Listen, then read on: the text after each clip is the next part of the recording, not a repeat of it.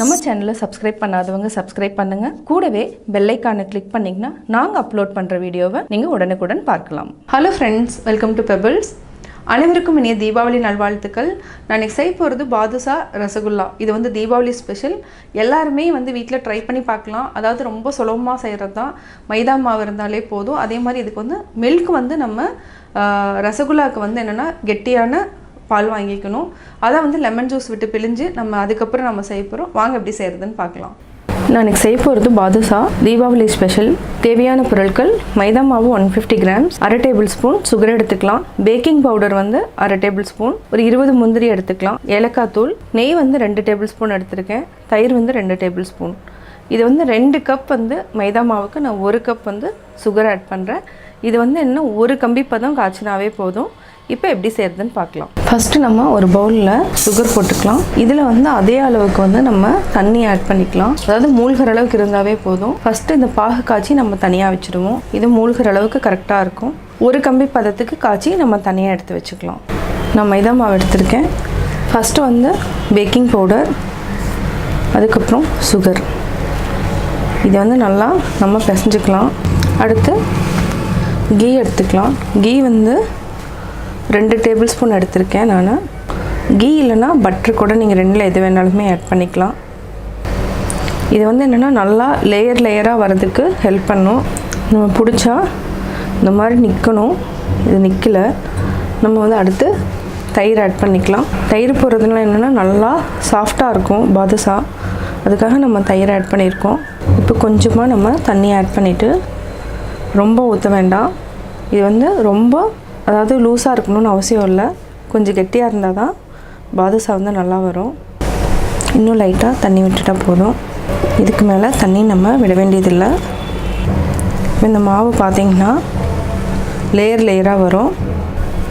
இப்போ பார்த்திங்கனாவே உங்களுக்கு தெரியும். இப்படி வந்தால் தான் பாதுஷா வந்து கரெக்டான பதத்துக்குன்னு அர்த்தம். இப்படி வரணும் மாவு. இப்போ வந்து நம்ம ஒரு 20 மினிட்ஸ் வந்து ஊற வச்சுக்கலாம். அதுக்குள்ளே நம்ம சிரப், அதாவது சுகர் சிரப் காய்ச்சிக்கலாம். ஒரு வெள்ளை கலர் துணி போட்டு நம்ம மூடி வச்சுக்கலாம். இப்போ நம்ம சுகர் சிரப் காய்ச்சிக்கலாம். 5 மினிட்ஸ் நல்லா கொதிக்கிட்டோம். நல்லா கொதிச்சிட்ருக்கு. சிம்மில் வச்சுக்கலாம். ஏன்னா டக்குன்னு வந்து கம்பி பதம் வந்துடும். இன்னும் வரல.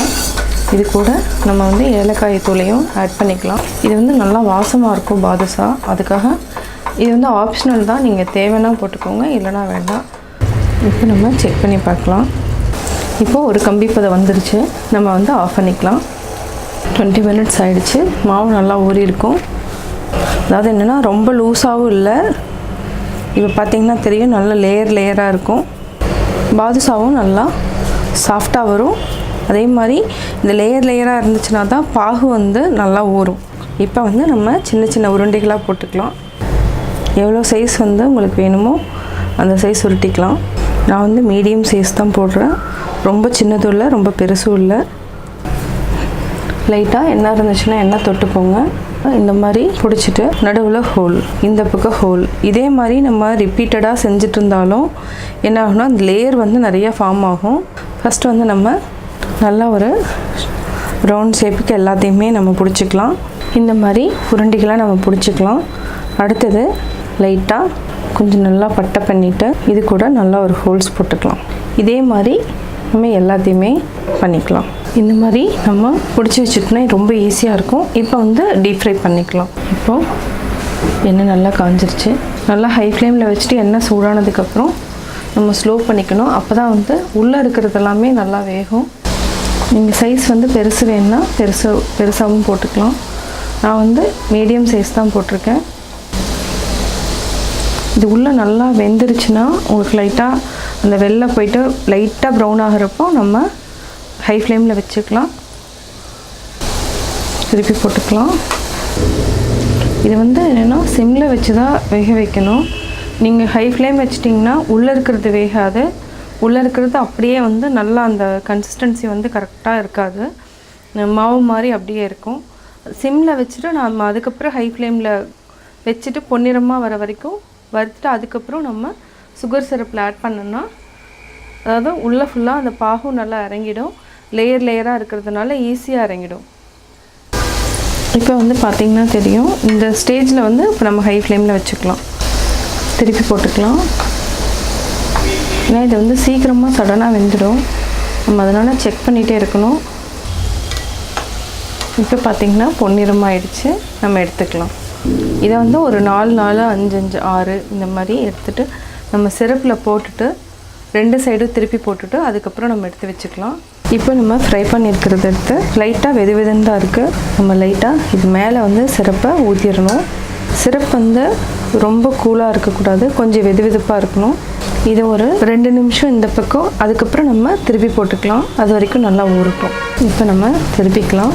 இது ஒரு 2 நிமிஷம் நல்லா ஊறட்டும். இப்போது நம்ம நல்லா வடிச்சிட்டு எடுத்து வச்சுக்கலாம். இப்போது சிரப்லேருந்து நம்ம எடுத்து வச்சிட்டோம். நம்ம முந்திரி பிஸ்தா அதெல்லாம் இருந்துச்சுனாலும் நம்ம ஆட் பண்ணிக்கலாம். இது வந்து என்னென்னா அடிஷ்னலாக தான். சுவையான பாதுஷா ரெடி.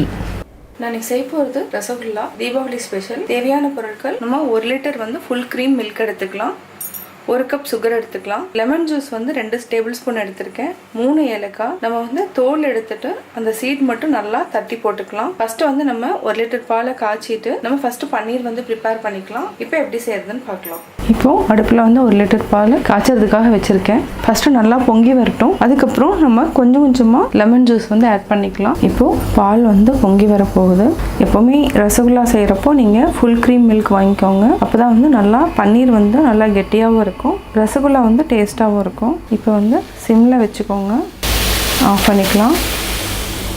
இப்போ நான் லெமன் வந்து ஆட் பண்ணிக்கிறேன். நல்லா மிக்ஸ் பண்ணிகிட்டே வாங்க. இப்போ பார்த்தீங்கன்னா தெரியும், இந்த லெமனையும் நம்ம ஆட் பண்ணிக்கலாம். இது நல்லா மிக்ஸ் பண்ணிகிட்டே இருங்க. ஆஃப் பண்ணிவிட்டேன், திருப்பியும் சிம்மில் வைக்கிறேன். இப்போது இந்த மாதிரி ஆயிரும். தண்ணி நல்லா விட்டுரும். இதை வந்து நம்ம ஒரு வெள்ளை கலர் துணியில் வந்து வடிச்சுக்கலாம். வடிச்சிட்டு ஒரு 20 மினிட்ஸ் வந்து தண்ணி நல்லா வடிஞ்சிடணும். அப்போ தான் வந்து ரசகுல்லா வந்து ஒரு 5 to 6 மினிட்ஸ் வந்து நல்லா நம்ம மசிக்கணும். அப்போ தான் வந்து நல்லா சாஃப்டாக இருக்கும். இப்போ நம்ம ஆஃப் பண்ணிவிட்டு இப்போ ரெடி ஆயிடுச்சு. இந்த மாதிரி இருக்குது. நம்ம ஒரு வெள்ளை கலர் துணி வச்சுட்டு அதே மாதிரி என்னென்னா வடிக்கிறது இருந்துச்சுன்னா அது கீழே ஒரு பாத்திரம் வச்சுட்டு அதுக்கு மேலே நம்ம ஊற்றிடலாம். இப்போ நான் கீழே வந்து ஒரு பாத்திரம் வச்சுருக்கேன். இதில் ஒரு வடிகட்டி வச்சுருக்கேன். இதுக்கு மேலே ஒரு வெள்ளை துணி போட்டுக்கலாம். இப்போ நம்ம அது அப்படியே தண்ணியில் ஊற்றி நல்லா வடிச்சுக்கணும். இந்த மாதிரி எடுத்துட்டேன். இதில் வந்து லெமன் வந்து நம்ம ஊற்றின புளிப்பு வாசம் வரும். அதனால் நம்ம என்ன பண்ணணும்னா நல்லா வந்து பச்சை தண்ணியில் நல்லா வாஷ் பண்ணணும். இந்த தண்ணியை நம்ம கீழே ஊற்றிடலாம். நல்லா வடிட்டோம். அதுக்கப்புறம் நம்ம தண்ணியில் வாஷ் பண்ணிக்கலாம். இதை வந்து நம்ம என்ன பண்ணலான்னா தண்ணி எடுத்து இந்த மாதிரி நல்லா மிக்ஸ் பண்ணிக்கோங்க. அப்போ தான் வந்து அந்த லெமனோட புளிப்பு தன்மையெல்லாம் போகும். நல்லா வாஷ் பண்ணியாச்சு. இப்போ நல்லா புளிஞ்சிட்டு இதில் இருக்கிற தண்ணி வந்து நல்லா வடிஞ்சிடணும். இதை வந்து நம்ம 20 மினிட்ஸ் வந்து அப்படியே வெந்த வச்சுட்டோன்னா, பைப்பு இருந்துச்சுன்னா பைப்பில் கட்டி விட்டுக்கோங்க. அதாவது என்னன்னா ராடு மாதிரி இருந்துச்சுனாலும் நம்ம நாட் போட்டு அப்படியே தொங்க விட்டுலாம். தண்ணி ஃபுல்லாக வடிஞ்சிரும். இந்த மாதிரி பாத்திரம் கழுவி போகிறோம் இல்லைங்களா, நம்ம கட்டி விட்டுட்டுன்னா நல்லா வந்து தண்ணி வடிஞ்சிரும். அதுக்கப்புறம் நல்லா மசிக்கணும். அதாவது சப்பாத்தி மாவு பதத்துக்கு நம்ம கொண்டு வரணும். தண்ணி வந்து நல்லா வடிச்சிட்டு நல்லா ட்ரை ஆனதுக்கப்புறம் மசிச்சுக்கலாம். இப்போ வந்து நம்ம சிரப் காய்ச்சணும். அதாவது சுகர் சிரப் வந்து ரசகுல்லாவுக்கு காய்ச்சிக்கலாம். இந்த பவுலில் எடுத்துருக்கிறோம். இந்த பவுலில் வந்து 1:4, அதாவது 1 கப் சுகருக்கு இதே அளவு நம்ம 4 டம்ளர் தண்ணி விடணும். 2 3 4. இது வந்து நம்ம சிம்மில் வச்சுட்டு நல்லா கொதிக்க விட்டுடலாம்.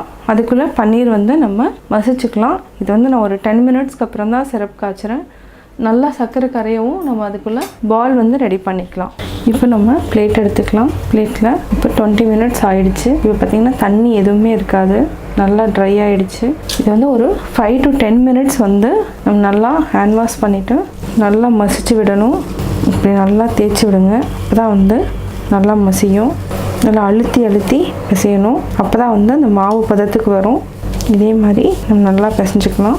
ஒரு சிலர் மைதா வேணால் யூஸ் பண்ணுவாங்க. நீங்கள் தேவைன்னா மைதாவுக்கு வந்து 1 டேபிள் ஸ்பூன் மட்டும் ஆட் பண்ணிக்கோங்க. இந்த மாதிரி பிசைஞ்சிட்டு நம்ம வந்து சப்பாத்தி மாவு பதத்துக்கு நம்ம கொண்டு வந்துக்கலாம். இது வந்து என்னென்னா ஒரு 5 to 10 மினிட்ஸ் வந்து கட்டாயம் இதுக்கு பிசையறதுக்கு டைம் எடுக்கும். இப்போது இந்த பதத்துக்கு நம்ம கொண்டு வந்துட்டோம். 6 மினிட்ஸ் வரைக்கும் நம்ம கண்டினியூஸாக பிசைஞ்சிருக்கிறோம். இப்போ நம்ம சின்ன சின்ன உருண்டைகளாக பிடிச்சிக்கலாம். இது வந்து டபுள் மடங்கு ஆகும். கிராக் இல்லாமல் நம்ம நல்லா உருண்டை பிடிச்சிக்கணும். இப்போ பார்த்தீங்கன்னா கிராக் இருக்குது. இன்னொரு டைமு இந்த மாதிரி வந்துச்சுன்னா இன்னும் ஒரு 2 நிமிஷம் வந்து நல்லா பிசைஞ்சிக்கலாம். உங்களுக்கு எந்த சைஸ் வேணுமோ அந்த சைஸில் இப்போ உருண்டை பிடிச்சிக்கோங்க. நல்லா சாஃப்டாக வரும். இதுக்கு வந்து எண்ணெய் தொடணும்னு அவசியம் இல்லை. இந்த மாதிரி நம்ம பிடிச்சிக்கலாம். இதே மாதிரி எல்லா உருண்டைகளையும் பிடிச்சிக்கலாம். இப்போ பால் ரெடி ஆகிடுச்சு. இதுலேருந்து நான் 1 லிட்டர் ஃபுல் க்ரீம் மில்க்குக்கு ரசகுல்லா வந்து 24 வந்து பால் செய்யலாம். இப்போ எப்படி செய்யறதுன்னு பார்க்கலாம். சர்க்கரை நல்லா கரையணும். நல்லா அதாவது கொதி வர ஸ்டேஜில் நம்ம வந்து இந்த பன்னீர் உருண்டைகளை நம்ம போட்டுக்கலாம். நல்லா கரையிட்டோம். இப்போ ஏலக்காய் வந்து நான் சீடு மட்டும் எடுத்து நல்லா பொடி பண்ணி வச்சுருக்கேன். இதையும் நம்ம ஆட் பண்ணிக்கலாம். நல்லா வாசமாக இருக்கும். சர்க்கரை நல்லா கரைஞ்சிருச்சு. நல்லா கொதி வர டைமுக்கு நம்ம உருண்டைகளை போட்டுக்கலாம். இப்போ லைட்டாக அதாவது பாயில் ஆக ஆரம்பிக்குது. ஒரு 3 மினிட்ஸ் வந்து நம்ம அதாவது மூடி போடக்கூடாது. அதுக்கப்புறம் நம்ம மூடி போட்டு ஒரு 15 மினிட்ஸ் வந்து நல்லா வேகணும். இது நல்லா வேகணும். ஃபஸ்ட்டு ஒரு 3 நிமிஷம் வந்து க்ளோஸ் பண்ணாதீங்க, அப்படியே இருக்கட்டும். இந்த உருண்டைகள் வந்து அதாவது இன்னும் நல்லா பெருசாகும். 3 நிமிஷம் ஆயிடுச்சு. இப்போ நம்ம மூடி வச்சுக்கலாம். நல்லா வேகணும்.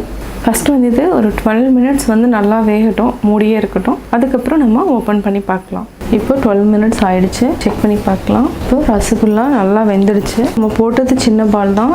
இப்போ பார்த்தீங்கன்னாவே தெரியும் ஒரு பாலும் நல்லா பெருசாகிடுச்சு. இப்போ நம்ம ஆஃப் பண்ணிவிட்டு வேறு பாத்திரத்தில் ட்ரான்ஸ்ஃபர் பண்ணிக்கலாம். சுவையான ரசகுல்லா ரெடி. பாதுஷா ரசகுல்லா எப்படி செஞ்சேங்கிறத பார்த்தீங்க. கட்டாயம் உங்களுக்கு இந்த வீடியோ பிடிச்சிருக்கும். இந்த வீடியோ பிடிச்சதுன்னா லைக் பண்ணுங்கள், ஷேர் பண்ணுங்கள், மறக்காமல் கமெண்ட்ஸ் அனுப்புங்க. பெபிள்ஸ் தமிழ் சேனலுக்கு சப்ஸ்கிரைப் பண்ணுங்கள்.